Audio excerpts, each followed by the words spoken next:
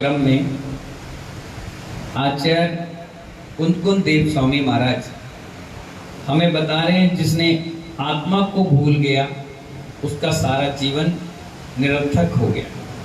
किसको भूल गया? पवन जी को, ठीक, आत्मा को। आत्मा हमारी सबसे बड़ी हितैषी है, बहुत प्यारी चीज है। समझने वाले के लिए सब कुछ है और नहीं समझने वाले के लिए कुछ नहीं है। आचार्य कुंद देव ने बहुत सारे ग्रंथ लिखे, 84 पाहुड़ लिखे। कितने? डॉक्टर साहिल जी कितने? 84 पाहुड़। कसाय के बारे में, लिंग के बारे में, द्रव दृष्टि से, समय सार, नियम सार, मूलाचार, सैकड़ों ग्रंथ उन्होंने हमें दिए। और उस समय दिए जब मिथ्यात्व का बड़ा प्रचार चल रहा था। लोग अहिंसा परमो धर्म को मानना छोड़कर हिंसा की ओर बढ़ रहे थे। और ऐसे जटिल समस्याओं के साथ कुंद देव का जन्म हुआ और उन्होंने द्रव दृष्टि के लिए समय सार लिख दिया। प्रेमचंद जी क्या लिखा? द्रव दृष्टि से देखने के लिए समय सार लिख दिया और क्षेत्र की आवश्यकता को देखते हुए पंचास्तिकाय ग्रंथ लिख दिया। क्या लिख दिया? पंचास्तिकाय ग्रंथ लिख दिया। और काल की अपेक्षा को देखते हुए उन्होंने 9 पदार्थ का कथन किया और भाव की अपेक्षा को देखने के लिए साधना कैसे करनी चाहिए उसके लिए नियम सार लिख दिया। कितने बड़े बड़े ग्रंथ दिए। मुनियों का आचरण बताने के लिए मूलाचार, आत्मा की दृष्टि को दिखाने के लिए समय सार, नियम, त्याग, तपस्या। नियम मतलब डिसिप्लिन, आपको हमको दोनों को सिखा दिया तो नियम सार लिख दिया। इससे हमें जीवन जीने के लिए रास्ता मिल गया, माइलोमीटर मिल गया। इस रास्ते पे चलिए। और आचार्य कुंद महान आचार्य हुए, इसलिए तो उन्होंने रेण साड़ की गाथा में कहा कि साधु को अपने मन वचन काय को दंड देना चाहिए। क्या देना चाहिए?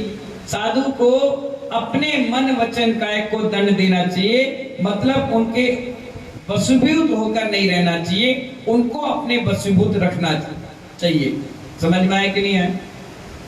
घोड़े की लगाम होती है, घुड़सवार को अपने काबू में रखता है कि घुड़सवार घोड़े को रखता है? घोड़े को रखता है, तभी वो कहीं भी पहुंच जाता है, कहीं भी आ जाता है, कहीं भी रुक जाता है। ना घोड़े को कोई दिक्कत आती है ना घुड़सवार को। अगर दोनों कंट्रोल में नहीं रहेंगे तो घोड़ा कहीं भागेगा, घुड़सवार कहीं गिरेगा। इसलिए आचार्य कहते हैं अपने मन को वशीभूत रखना चाहिए, मन के वशीभूत अपन को नहीं रहना चाहिए। 3 शल्य होती है, माया, मिथ्या और निदान। क्या होती है? माया, मिथ्या और निदान। इनको छोड़ देना चाहिए। क्या कर देना चाहिए? ये मन के विकल्प हैं, माया, मिथ्या और निदान। ये कब बन जाते हैं आपको पता ही नहीं चलता। हंसी मजाक में भी हो जाता है, कभी कभी हंसी मजाक कर लो और उसमें भी बंध जाता है, पर इसका दुष्परिणाम बड़ा भयानक होता है। आचार्य भगवान बता रहे हैं ये तीनों शल्यों को जो नहीं छोड़ता है वो दीर्घ संसारी हो जाता है। दीर्घ का मतलब ना जाने कितने भाव में घूमता रहेगा, उसे निकालने वाला कोई नहीं मिलेगा। इसलिए आचार्य कहते हैं अगर माया, मिथ्या, निदान 3 सल आपके जीवन से निकल गई तो आप परमात्मा बनते टाइम थोड़ी ना लगेगा। जिस व्यक्ति ने सारे ग्रेजुएशन एग्जाम पास कर लिया, सारी पुस्तक को रट गया, उसको कोई भी एग्जाम दे दो तुरंत पास हो जाएगा, मुंह जबानी वो याद कर लेगा। और जिसने पढ़े ही नहीं, जानते ही नहीं है, अब तो उसको बैठा दो तो वो क्या करेगा? समय भी खराब करेगा, पढ़ेगा भी नहीं और अपना और आपका दोनों का पैसा, समय सब कुछ बर्बाद करेगा। इसलिए आचार्य कहते हैं अपने हृदय से, अपनी आत्मा से 3 शल्य को, माया, मिथ्या और निदान को निकाल के अलग कर देना चाहिए। मायाचारी आप जानते हो, मिथ्या जो आप पालन कर रहे हो, और निदान मैं तुझे नहीं छोड़ूंगा, मरते मर जाऊंगा, मैं पानी नहीं पीऊंगा, मैं तुमसे नहीं बोलूंगा, अगले भाव तक तुझे परेशान करके रखूंगा, मैं क्या, मेरा पूरा खानदान तेरे घर नहीं आएगा। ऐसे शब्द जो अपन नित्यान बांध लेते हैं, इसी के कारण क्या होता है? नारायण प्रति नारायण बना जाता है, इसी के कारण। इसलिए आपसे कहना है कि तीनों शल्यों को छोड़ देना, क्योंकि आचार्य कुंद बहुत बड़े उच्च कोटि के अध्यात्मवादी संत थे। क्या थे? अध्यात्मवादी संत थे। वे समस्त ग्रंथों में आत्मा और परमात्मा की ही चर्चा करते थे। किसकी चर्चा करते थे? सिर्फ आत्मा और आत्मा से कैसे बने हम परमात्मा, बस इसी विषय पर चर्चा करते थे। इन दो चीजों पर उन्होंने विशेष जोर दिया। उनके जितने भी ग्रंथ रामलाल जी उठाइए आप, उसमें सिर्फ आत्मा से कैसे परमात्मा बना जाए, कैसे भगवान बना जाए, कैसे अपने इस जीव को परमात्मा जीव बनाया जाए, उस क्रिया को उन्होंने बताया बहुत प्रैक्टिकल रूप में। तो आचार्य उनके जमाने में लोग बाहरी वैभव को सब कुछ मानते थे। जब उनका जन्म हुआ उस समय सब लोग क्या करते थे?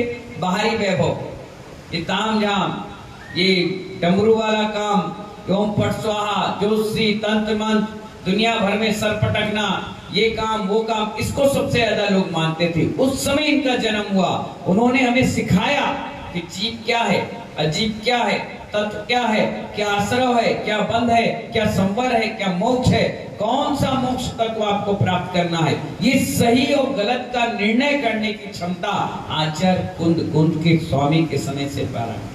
भगवान महावीर के जाने के बाद ऐसे कोई बुलंदी वाले आचार्य नहीं हुए जिन्होंने ठोक बजाकर मुनियों को भी लताड़ा है कि मुनि तू ऐसा करेगा तो सोच, तू अपने व्रत नियम खंडित कर रहा है। अगर तू हुआ करेगा तो बेहतर और तेरे में अंतर नहीं। तू श्रावक से गया बीता है, तूने ऐसा कर दिया। इतनी जोर जोर से फटकार लगा कर साधुओं को सुधारने का प्रयास किया। जिसने मुनियों को सुधारा है उसने आत्मा को कितना सुधारा होगा, सोचिए।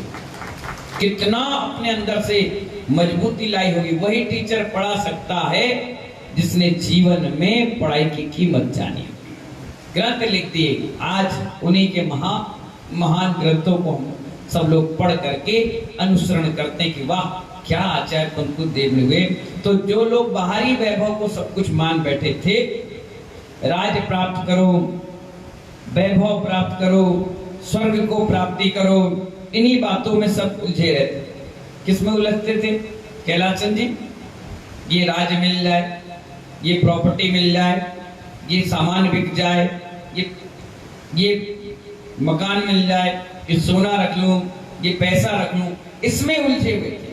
पर ऐसे समय में आचार्य कुंद ने ये सब तो बाहरी भौतिक पदार्थ है, इसका समझाने का प्रयास हम सबको कराया और उन्होंने बताया ये सब चीज नश्वर है। पवन मामा जी क्या है ये सब चीज नश्वर है। तुम्हारा कोई है तो वह है तुम्हारी आत्मा। क्या सिखाया उन्होंने? क्या सिखाया लालू भाई, नीरू भाई, क्या सिखाया? अगर कोई चीज तुम्हारी है तो वो तुम्हारी आत्मा है, बाकी सब चीज नश्वर है। और आपको मालूम होना चाहिए, आचार्य बोलते हैं जिसने आत्मा को भूल गया उसने सब कुछ भूल गया। क्या कह रहे हैं वो? जिसने आत्मा को नहीं जाना वो कभी किसी को नहीं जान पाएगा। आत्मा को पहचानना और फिर परमात्मा को पहचानना, ये सबसे बड़ी उपलब्धि दुनिया में है। बाकी सब सांसारिक वैभव, राज, स्वर्ग सब निसार है। क्या बता दिया उन्होंने?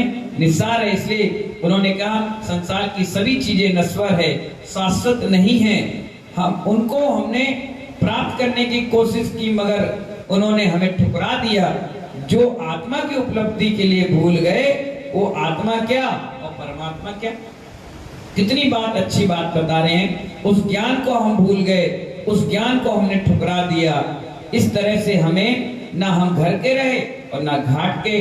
भौतिक पदार्थ और अध्यात्म में बहुत बड़ा अंतर है महत्व। भौतिक पदार्थ के पीछे हम जाते हैं और वो हमारे आगे आगे जाता है और आत्मा के लिए कहीं जाना नहीं पड़ता, नासाक दृष्टि बैठना पड़ता है, वो अपने आप प्रकट होना चालू हो जाती है। आचार्य कहते हैं रेणसाड़ की 100वीं नंबर की गाथा में सम्यक दर्शन से रहित साधु और श्रावक, खास तौर से साधुओं के लिए बात कही। यदि सम्यक दर्शन ज्ञानचर्या छोड़कर सिर्फ देह और शरीर में अनुरक्त रहते हैं, इसी के पोषण करते रहते हैं, कसाय विषाक्ति में, लोकेशड़ा में, वित्तेशड़ा में डूबे रहते हैं, आत्मा के विषय में सो जाते हैं, उनका क्या फायदा दीक्षा लेने का? क्या मतलब दीक्षा लिए है? तो आचार्य वर्ग कह रहे आत्मा क्या चीज है, इस विषय को लेकर आचार्य कुंद ने करीब करीब सारी रचनाएं की हैं।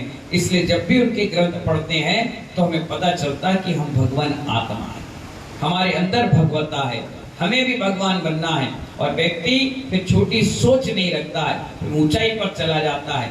सारी चीज तो घर परिवार, बेटे पत्नी, पैसा, दुकान, मकान, ये ताम झाम सब नश्वर लगता है कि एक ना एक दिन ये हमारा साथ छोड़ देगी, ये शरीर भी हमारा साथ छोड़ देगा।